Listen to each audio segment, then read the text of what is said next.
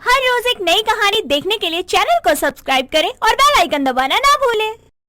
राघव अपने गरीब माँ बाप का एक लौता सहारा था, क्योंकि बहन निशा की शादी के बाद अब राघव ही उनकी उम्मीद था और गरीबी के कारण अपने कॉलेज की पढ़ाई को अधूरा छोड़कर राघव ने अपने पिता के साथ मजदूरी करना शुरू कर दिया था। लेकिन लगभग 1 साल तक मजदूरी करने के बाद जब राघव और उसके पिता को अब काम मिलना बंद हो गया था, तो ये सब देखते हुए एक दिन राघव की माँ अनुराधा उससे कहती है, राघव बेटा, तू तो इतना पढ़ा लिखा है, कॉलेज भी गया था, तो ये मजदूरी छोड़ के कोई नौकरी कर ले बेटा। क्या है ना, तुझे पता है तेरे बापू के सर पर तेरी बहन की शादी का बहुत कर्जा है और अब मजदूरी का भी काम नहीं मिल रहा, तो अगर तू कोई नौकरी करेगा तो घर चल पाएगा और जिनका कर्जा लिया है उनको दे पाएंगे। ठीक है माँ, मैं कल ही गांव से बाहर शहर में जाकर नौकरी के लिए ट्राई करता हूँ। कॉलेज की पढ़ाई 1 साल पहले छोड़ चुका राघव अब अपने घर के हालातों को देखकर काम की तलाश में शहर जाता है, जहाँ वो एक बड़ी सी कंपनी में इंटरव्यू देता है। तो उसकी क्वालिफिकेशन देखकर उसको वहाँ पियोन की नौकरी मिलती है। जिसके बाद वो जैसे ही कंपनी से बाहर निकलता है तो उसको वहाँ उसके कॉलेज का एक दोस्त मोहन मिलता है, जो राघव को देखकर कहता है, ओ भाई राघव, कितने टाइम बाद दिखा यार। कॉलेज बीच में छोड़कर कहाँ चला गया था और यहाँ क्या कर रहा है? कैसा है भाई? मैं तो यहाँ नौकरी के लिए आया था। ओ भाई, हमारे कॉलेज का टॉपर भी इसी जगह नौकरी के लिए आया। वैसे मैंने भी इंटरव्यू दिया है और मुझे भी नौकरी मिल गई। सही है, तुम्हें भी मिल गई होगी, तो अब से दोनों दोस्तों को एक दूसरे का साथ मिल जाएगा। हाँ अच्छा, चल बाद में मिलते हैं, अभी मुझे काम है घर पर। इतना बोलकर राघव वहाँ से चला जाता है और घर जाकर अपनी नौकरी के बारे में अपनी माँ और पिता को बताता है। अगले दिन से तैयार होकर राघव काम पर जाता है, जहाँ उसको पियोन की ड्रेस देते हुए एक लड़की कहती है, ये लीजिए, ये यहाँ की पियोन की ड्रेस है, तो आप जाकर बदल लीजिए इसे, फिर काम शुरू करेंगे। राघव कपड़े बदल कर आता है, जिसके बाद उसको सबको चाय देनी होती है। वो अपने ऑफिस के स्टाफ को चाय बांट रहा था और जब वो मोहन के पास पहुँचता है तो मोहन उसको चाय बांटता देखकर कहता है, अरे भाई, ये क्या, तू चाय क्यों दे रहा है और ये कपड़े? वो मैं यहाँ पर पियोन की नौकरी के लिए सेलेक्ट हुआ हूँ, क्योंकि मेरी क्वालिफिकेशंस उसी के अकॉर्डिंग थी। अच्छा तुम अब चाय लो, मुझे और भी काम करना है। मोहन जहाँ उसी कंपनी में ऊंची पोस्ट पर था, तो वहीं राघव एक पियोन की पोस्ट पर था। ये देखकर मोहन को बुरा तो लगता है, लेकिन वो कुछ कर नहीं सकता था। दिन गुजरते हैं, दोनों दोस्त अपने अपने काम को अच्छे से करते हैं और पूरा महीना बीत जाता है। तनख्वाह मिलने का समय आता है, जिस पर एक शाम मोहन राघव से कहता है, राघव यार, सैलरी आने वाली है। पता है, मैं तो बहुत एक्साइटेड हूँ। बहुत कुछ प्लान किया है मैंने इस सैलरी से। जैसे पहले तो मम्मी को एक अच्छी सी ड्रेस गिफ्ट करूंगा, गर्लफ्रेंड को भी एक आधा गिफ्ट दे दूंगा, पार्टी करूंगा दोस्तों के साथ। क्यों, तुझे घर पर नहीं देने होते पैसे? भाई पापा का खुद का काम है, पैसा बहुत है घर वालों पर। वो तो बस मैं नौकरी एक एक्सपीरियंस के लिए करना चाहता था। अच्छा तू बता, तू क्या करेगा अपनी पहली सैलरी से?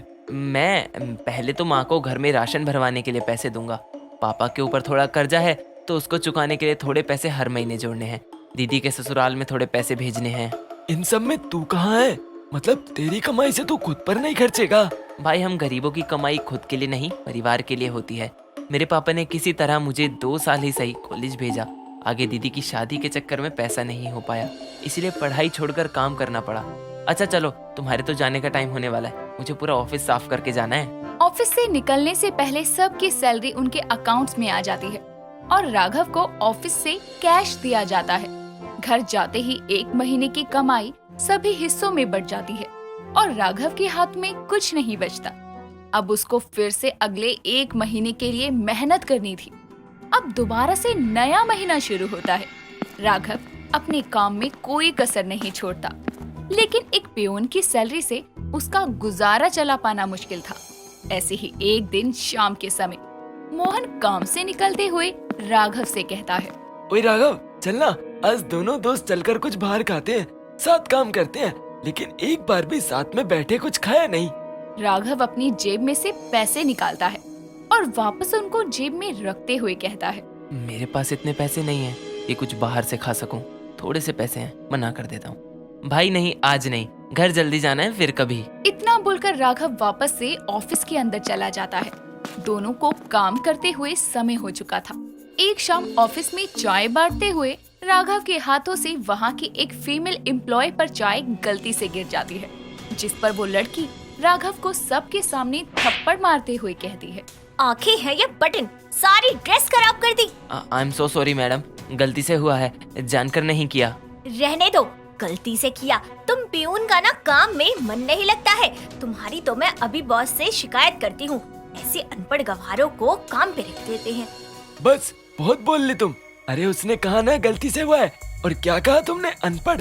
अरे अपने कॉलेज का 2 साल का टॉपर रहा है, घर के हालातों के कारण पढ़ाई छोड़ दी, इसीलिए आज एक पियोन की नौकरी कर रहा है। वरना नॉलेज इसके पास इतनी है कि तुमसे ऊपर की पोस्ट डिजर्व करे। अरे इतना ही दुख होता है तो अपनी सैलरी दे दिया करो ना, क्योंकि इसकी कमाई तो इसे पूरी पड़ती नहीं होगी। इतना बोलकर वो लड़की तो चली जाती है, लेकिन राघव को अब अपनी नौकरी खतरे में लगने लगती है, जिस पर वो मोहन को एक साइड में ले जाकर कहता है, तूने क्यों बोला बीच में आकर? अरे तेरे लिए कमाई तेरी ऐश के लिए है, लेकिन मेरी नहीं। मेरी ये थोड़ी कमाई ही मेरे घर के लिए बहुत है। घर चल रहा है मेरा इससे। अगर नौकरी जाने से कमाई बंद हो गई तो मैं और मेरा पूरा परिवार भूखा मरेगा। राघव, मैंने तो बस तुझे नीचे दिखाने वाली को सबक सिखाया। जब तूने कुछ किया ही नहीं तो तू सुनता क्यों? हम गरीबों को सुनना पड़ता है। पढ़ा लिखा होने के बावजूद ऐसे पियोन की नौकरी करनी पड़ रही है। वैसे ही गलती होने पर मुझे सुनना पड़ता है, क्योंकि मेरे बोलने से मेरी नौकरी जाती, मेरी कमाई का एक साधन जाता जो मैं अफोर्ड नहीं कर सकता। राघव के इतना बोलते ही एक एम्प्लॉय वहाँ आकर उसको बोलता है कि उसे बॉस ने बुलाया है। राघव की कंपनी की बॉस एक फीमेल थी, जो उस वक्त ऑफिस में ही मौजूद थी। जब उस लड़की ने राघव को सुनाया, तो दूसरी तरफ बॉस के बुलावे को सुनकर राघव जाते हुए घबराते हुए मोहन से कहता है, गई मेरी नौकरी। राघव अपने बॉस के पास जाता है, जहाँ वो जाते ही अपनी नौकरी बचाने के लिए माफी मांगते हुए कहता है, मैडम माफ कर दो, दोबारा ऐसी गलती नहीं होगी। मैंने जानकर नहीं किया, गलती से हुआ था, माफ कर दीजिए मैडम। मैं जानती हूँ राघव, तुमने जो किया जान के नहीं किया, और तुमने उस चीज की माफी मांगने में भी देरी नहीं लगाई। और हाँ, मैंने सुना तुम अपने कॉलेज के टॉपर थे। जी मैडम, वो 2 साल तक। तीसरे साल मुझे पढ़ाई छोड़नी पड़ी। घर के हालत ठीक नहीं थे, पिताजी भी बूढ़े हो गए थे, उनसे काम नहीं हो पाता था, इसीलिए उनकी मदद के लिए। लेकिन फिर वहाँ की कमाई भी घर में कम पड़ रही थी, इसीलिए मुझे नौकरी करनी पड़ी। तुमको ये पियोन की सैलरी कम नहीं लगती? मैडम, हम गरीबों के लिए कमाई का साधन मिलना बहुत मुश्किल है, और मेरी पढ़ाई भी पूरी नहीं हुई थी, तो मैं कैसे कुछ ज्यादा एक्सपेक्ट करता। तुम्हारी ईमानदारी और अब तक के काम को देखते हुए मैं तुम्हें प्रमोशन देती हूँ। एक एम्प्लॉय के रूप में अब से तुम इस कंपनी में काम करोगे। और हाँ, मैं तुम पर भरोसा कर रही हूँ, तो मेरे भरोसे को सही साबित करना और अच्छा काम करना। सच में मैडम, आपने तो मेरी जिंदगी संवार दी। अच्छा मैडम, मेरी सैलरी भी बढ़ेगी? हाँ राघव, पोस्ट बढ़ी है तो सैलरी भी बढ़ेगी। अच्छे से काम करना। राघव ये सुनकर बहुत खुश था। बाहर आकर वो अपने दोस्त मोहन को गले लगाता है, जो उसका कैबिन के बाहर खड़ा इंतजार कर रहा था। राघव मोहन को गले लगाकर उसका धन्यवाद करता है और उसे कहता है, मोहन भाई, सच में आज लगा भगवान हम गरीबों की सुनता है। शुक्रिया तेरा। अगर आज तू सबके सामने मेरे लिए नहीं बोलता तो मुझ गरीब की कमाई में बढ़ोतरी नहीं होती। राघव सारी बात मोहन को बताता है, जिस पर मोहन उसे गले लगाकर बधाइयाँ देते हुए कहता है, आज तो तू ऑफिस के बाद मेरे साथ बाहर खाने चलेगा और पैसे मैं दूंगा, लेकिन अगली बार तू, क्योंकि अब हम अमीर गरीब की कमाई में फर्क खत्म हो गया ना। हाँ यार, पक्का पक्का। राघव की कमाई में बढ़ोतरी होती है, जिससे अब वो काम भी दिल लगा के करता है। साथ ही कुछ ही समय में उसकी कमाई के कारण उसके घर पर चढ़ा सारा कर्जा भी उतर जाता है। और भले ही दोनों दोस्तों की कमाई में फर्क था और उनके खर्चों में भी, लेकिन दिल से दोनों एक दूसरे के लिए बराबर थे। दोस्तों, अगर आपको ये कहानी पसंद आई तो इसे लाइक करें, शेयर करें और कमेंट करके बताएं कि कहानी में आपको सबसे अच्छा क्या लगा।